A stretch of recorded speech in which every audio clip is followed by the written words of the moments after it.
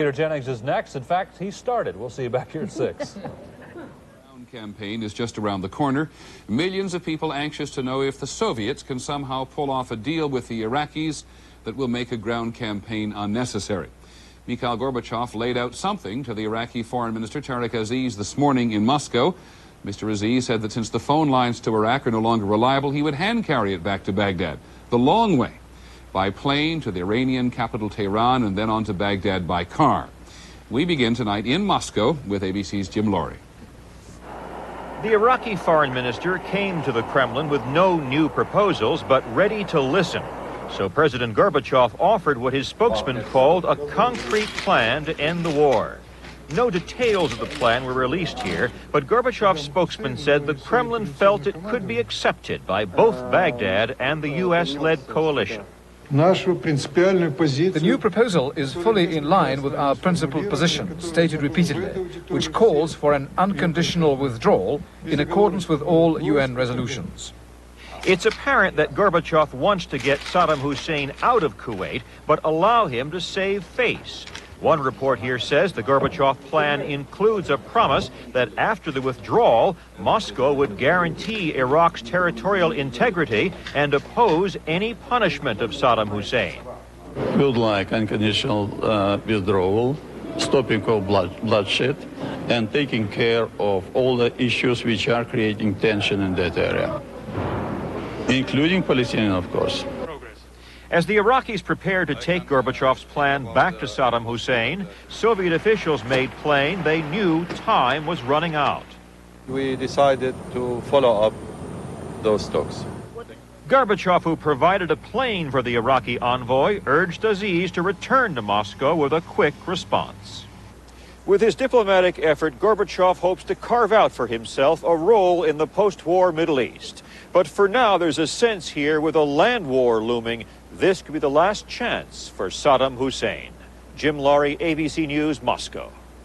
Well, the Soviets have told the Bush administration what is in this proposal, and they've asked the White House to keep it private, which for now the White House said just a short while ago the White House will.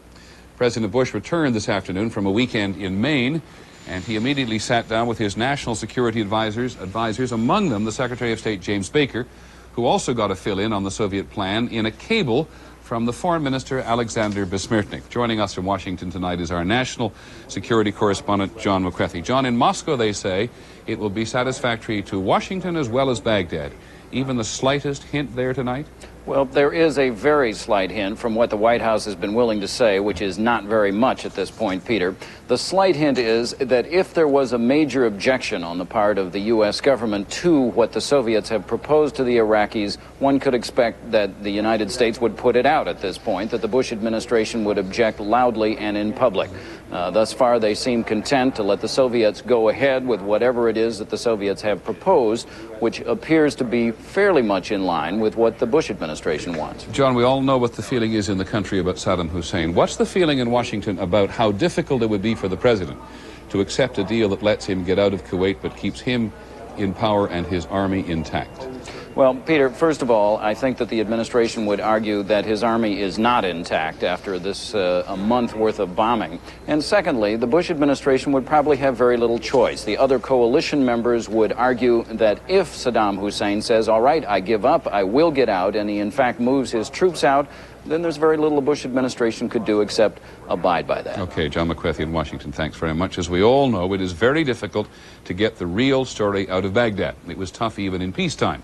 But ABC's Bill Blakemore, who has now been there for some days, says that tonight he is picking up an unmistakable interest in stopping the U.S. offensive. We found the mood in Baghdad subdued today as Iraqis waited for news from the Soviet-Iraqi meetings. The familiar Middle Eastern worry beads were much in evidence. This man said worry beads were designed for days like this. We heard these men wondering when their movie house would ever be able to open again. Most shops remain closed. Good water and cooking gas are hard to find. And though everyone we spoke with said they would like to have peace if their leaders can work out a ceasefire, we saw no evidence of any wishful thinking that it was necessarily about to happen. And an editorial today in one of Iraq's most widely read newspapers condemns America's rejection of last week's Iraqi proposal.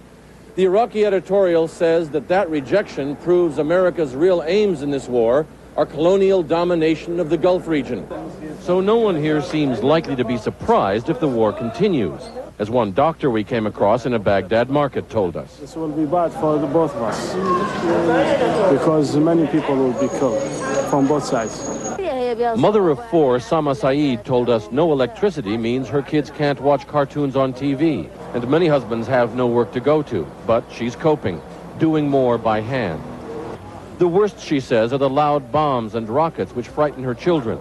She said they're afraid they'll be hit.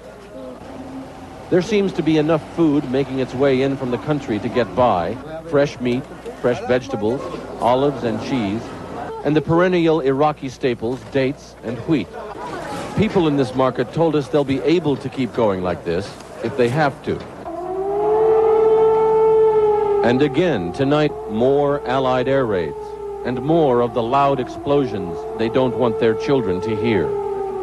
Bill Blakemore, ABC News, Baghdad. The Iraqi military says today that Allied planes conducted more than 150 raids overnight, 25 of them on civilian targets.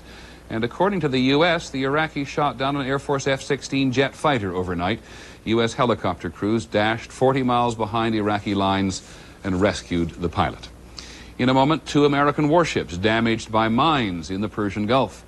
The British believe that the Irish Republican Army set off the bombs at 2 London railroad stations. And on the American agenda tonight, who will care for the casualties of war? This is World News Tonight with Peter Jennings, brought to you by Jeep and Eagle. So what are we hearing now? Wait on airbags for minivans. Nobody puts an airbag in a minivan. It's too tough to engineer them. Well, we did it anyway. No waiting, they're here. Sure, people still have to wear seatbelts with a minivan airbag. So what? Everybody should wear a seatbelt. No, some things you wait for, some things you don't. Minivans with airbags, you don't wait.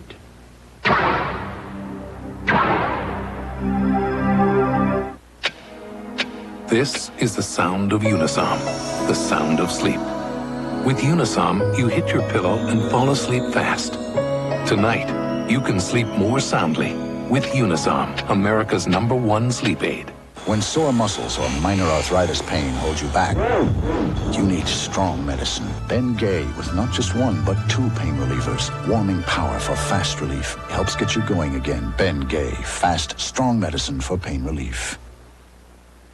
In the Persian Gulf overnight, a U.S. warship that was searching for mines found one the hard way. The USS Tripoli ran into a mine, and so did a second ship nearby.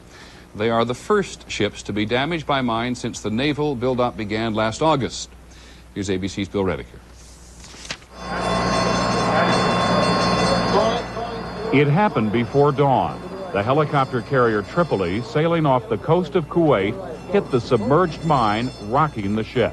Stand clear of the door! Stand clear! I was getting up to go to work, and boom, I was gone. I thought this was it, that we were going down. 4 sailors were slightly injured. 2 more were reported to have fallen overboard. Currently, we still believe the mine lookouts, the forward mine lookouts, are missing and probably over the side.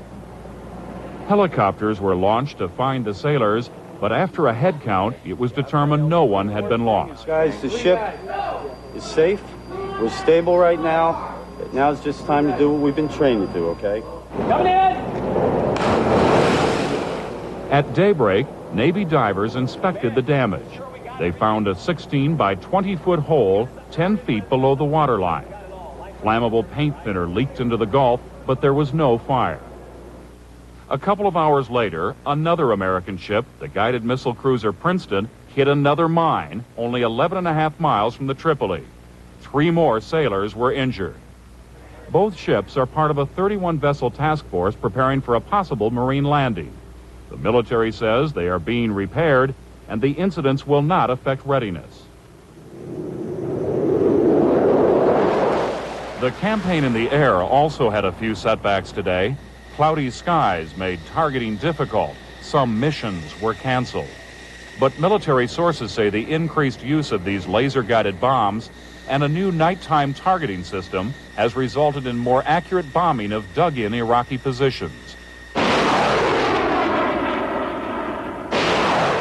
In preparation for a ground assault, the Allies increased artillery firings across the border today. The British fired multiple rockets at Iraqi tanks and artillery. Miniature unmanned planes with TV cameras identified target locations. We've taken out 3 tanks, several artillery pieces, and that's just this afternoon. That sort of success is crucial because if a land war is fought, Iraqi artillery will be a major threat. It has a faster rate of fire and a longer range than Allied artillery. Bill Redeker, ABC News, Saudi Arabia. Whether a ground war comes sooner or later, and only the commanders know for sure, everyone else is guessing, it does appear to be the case that the U.S. forces are finally ready. ABC's Linda Patillo has been spending time with one particular group of Marines. They are not optimistic about a political settlement. There are so many infantrymen, the Marines have chartered Saudi tourist buses, usually used to carry the Islamic faithful to the holy cities of Mecca and Medina. Grab those cases of grenade, let's go! This regiment has moved 3 times before, each closer to the border, only to wait. This time, they believe the waiting is over. We're just going to keep moving until we get to Baghdad. When we get there, we're going to find a payphone and call home. We're all going home, though, after this is over. Everybody in this vehicle's going home when this is over. It is a statement they make over and over, as if willing it to be true. This whole truck, everybody's in the back of this truck is going to come back. Each carries a good luck charm. This is also the last present my wife gave me before we left for Christmas. This is all the good luck we need right here. State flag and my son. Got the state of Michigan, Operation Desert Storm on it. We got an American flag in this pack right here we're going to raise in Kuwait. So that's a squad flag. After hours of waiting, the convoy starts to move, but one of the Saudi tourist buses gets stuck. Finally, they head north. By nightfall, they will be dug in along the border. Linda Patillo, ABC News, with the U.S. Marines in northern Saudi Arabia. In Amherst, Massachusetts today, a man has killed himself in what appears to have been a protest against the war. Witnesses say the man, who was carrying a peace sign, poured a flammable liquid over himself and then set himself on fire. Passers-by tried to put the flames out. They didn't succeed. We'll be back in a moment.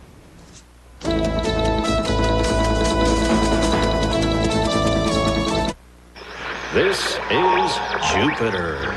Not exactly what you imagined, huh? Same atmosphere, same language, same hairdo. But believe me, Jupiter's an advanced civilization. Just look at the menu. There's beef tenderloin at just 179 calories. That's hardly astronomical. Well, one small steak for me, one giant barbecue for mankind. Beef, real food in Jupiter, Florida. A few small towns in western Pennsylvania have produced more football legends than any other place. Dan Marino, Johnny Unitas, George Blanda. What is it about these towns that gives birth to such greatness? The very things that drive us at Ford. When leadership is in your blood, you push yourself to even greater heights. In fact, starting right now, you'll be seeing more new models and exciting innovations from Ford than you've seen in years. Ford Motor Company.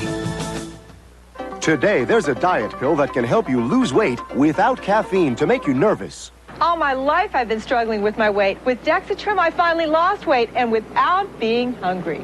No matter what else you've tried, Dexatrim can help you lose weight.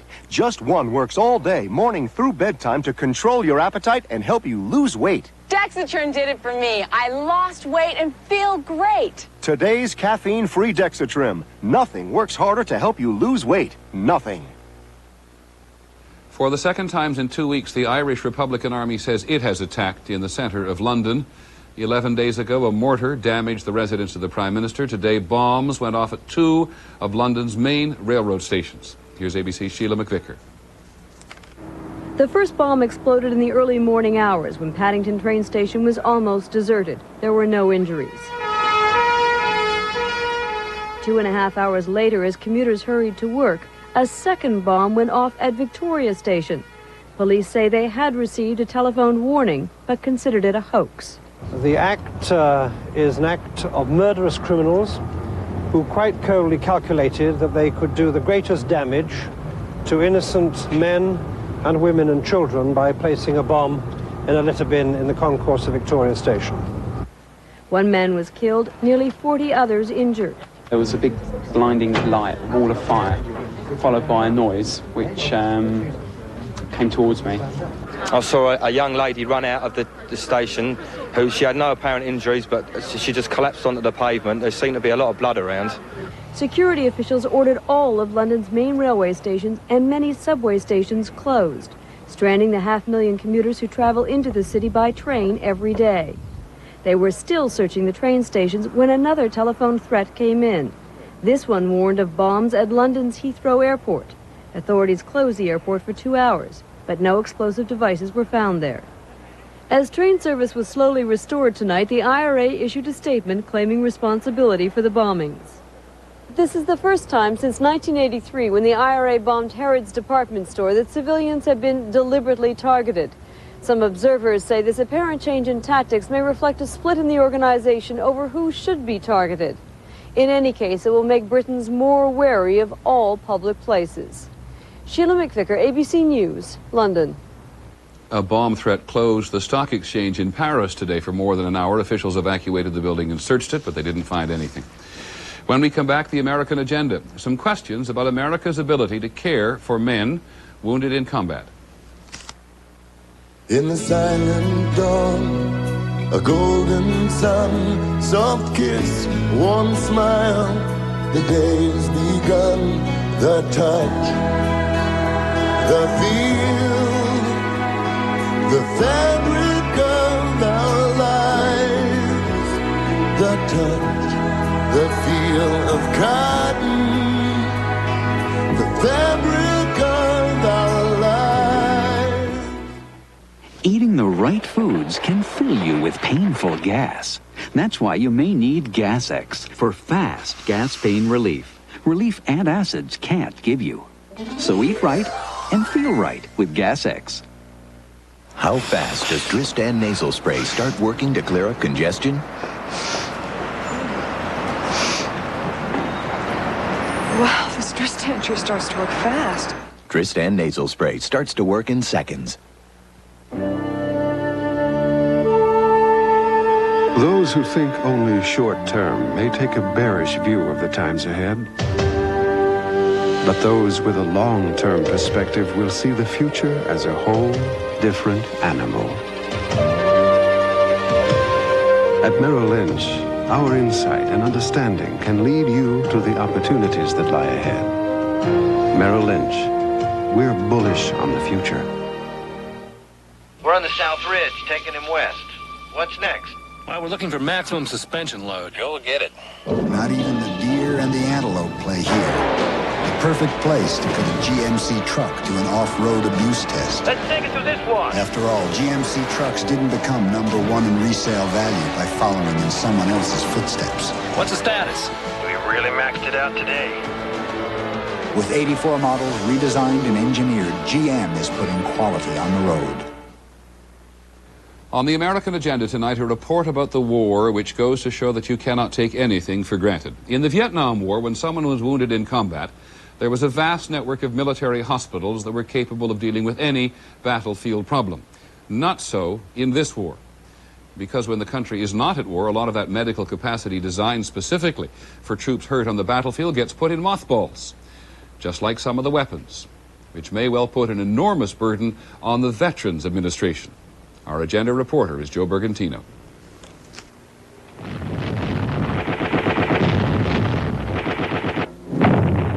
In World War II, the majority of wounded soldiers were treated in active-duty military hospitals, as they were during Vietnam. Since then, the number of military beds has been cut back more than 70%. In the Gulf War, as in other wars, soldiers will first be stabilized overseas. But this time, Veterans Administration hospitals in this country are being told they should expect to take care of most of the wounded when they come home. They are preparing to receive massive numbers, up to 25,000 soldiers in 1 month's time. I'm personally convinced that we have the wherewithal and facilities, staff, expertise to do the job. any of the Department of Veterans Affairs assurances that they're going to be able to do the job is, on its face, absurd. Absurd, say the critics, for several reasons. VA hospitals have long focused on caring for aging veterans, most with non-combat related problems. They have never treated seriously wounded soldiers within days of their injuries on the battlefield. We probably have very few people on our staff that have seen trauma. We do have some nurses who were in Vietnam, but that's probably a small percentage of our staff. And only a very small number of VA hospital staff have been given any recent training in warfare injuries, at most a 4-day seminar. A ground war in the Gulf could result in massive numbers of burn cases, yet the entire VA hospital system has only 10 beds specifically staffed to treat burn victims. The VA admits it will have to rely on community hospitals if it needs more. But the worst nightmare would be a large influx of soldiers with chemical injuries. Staff have had only 5.5 hours of training for that. If they start using chemical weapons, we've got a big problem, a real big problem, and I don't think that the system is ready to handle it. A much larger issue is the VA's overall quality of care. Almost half the hospitals designated to receive wounded from the Gulf have failed to meet minimum standards. The VA falls short in such crucial areas as surgery, intensive and coronary care, and anesthesia services, according to the commission that accredits the nation's healthcare facilities. And the VA's most recent internal investigation concluded that 25% of its hospitals have higher than expected death rates. I think for the most part, veterans that can go any place else for health care will. Chronic staff shortages were a main cause of the VA's problems before the Gulf War began. Now the reserve call-up is making matters worse. A lot of these are key medical care personnel, and that has to affect their ability to care for the veterans. In fact, the Veterans of Foreign Wars recently conducted its own inspection of VA hospitals. It concluded, quote, the VA will experience significant problems, providing the number of fully staffed beds it has promised the military. Excuse me, so I can help. So some doctors are suggesting that severely injured soldiers be sent to long-established civilian trauma centers that treat victims of violence practically every day. Rather than trying to create a whole new system to take care of these injured soldiers, why not use the existing system that's here already that has 2 decades of experience and expertise? In addition, veterans groups are lobbying Congress to give the VA the money and means to provide the highest standard of care, now, before the wounded begin to arrive. Where are the emergency allocations to prepare the special medical care provisions, the equipment, the staff? It's not being done because we don't care as a nation about that easiest and most disposable commodity of all, the U.S. soldier. What will matter most to the fighting soldiers, say critics, is not so much how many Americans wear yellow ribbons or rally to support the troops, but what the nation does to ensure that when the wounded return home, they receive the quality health care they deserve. Joe Bergantino, ABC News, New York. We'll be back in just a moment.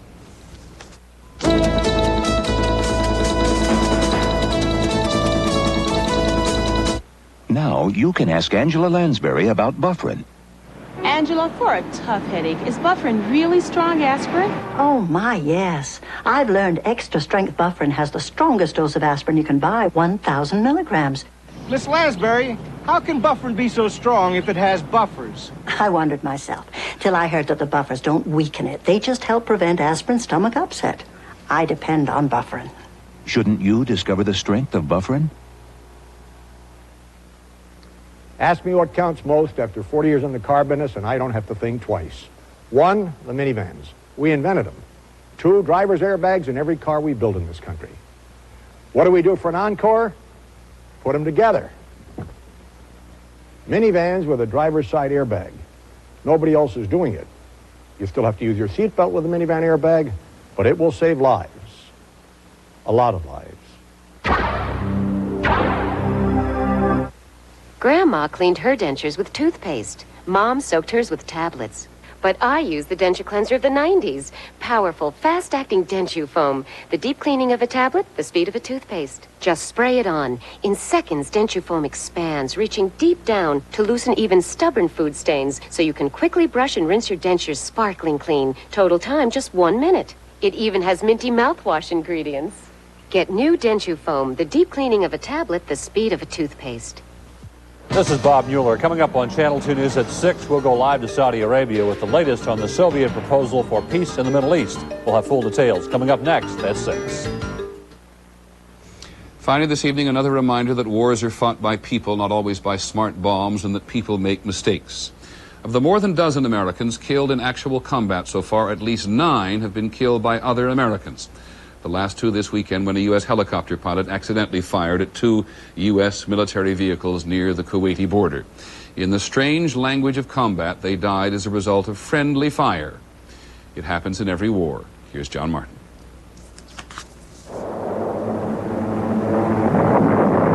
It has always created horror and embarrassment. Americans killed by Americans by accident. In World War II, American flyers killed 136 GIs in 2 days near Normandy. But when this picture appeared, the U.S. Army caption said Germans had shelled the troops. In Korea, there were more deaths by accident, but official records do not say how many. In Vietnam, 56,000 Americans died, about 3,700 listed as killed from miscellaneous causes, including friendly fire. No final figure was ever published. The soldiers' families were often outraged that the deaths were caused by their own comrades. In one case, which became a book and a movie, an Iowa couple did not believe the Army's explanation. Sergeant Michael Eugene Mullen died while at a night defensive position when artillery fire from friendly forces landed in the area. So far in Saudi Arabia, U.S. pilots have killed at least 9 of their own men. Pentagon officers said special new vehicle markings visible at night to thermal detection may help pilots avoid future accidents. But experts expect more. These few incidents initially of friendly fire are just part of the terrible penalty that one pays when you're engaged in something as dangerous as war. Military analysts argue that more lives might be lost if tactics are altered to avoid mistakes. So to save perhaps 5 or 10 lives from friendly fire, we might cost hundreds of lives in slowing down the pace of the battle. Why is deadly fire called friendly? Historian Paul Fussell led infantry troops in the Second World War. They tell us the war is so awful that it cannot be faced except through a screen of protective language. T.S. Eliot put it beautifully. He said, humankind cannot stand very much reality. The reality is that ground warfare at night with complicated weapons will lead to more deaths by mistake. John Martin, ABC News, Washington. That is our report on World News Tonight. We'll have the latest on the war every hour on the hour. The Soviet Middle East envoy Yevgeny Primakov will be Ted Koppel's guest on Nightline. I'm Peter Jennings. Good night. And now, the news continues with Channel 2 News at 6.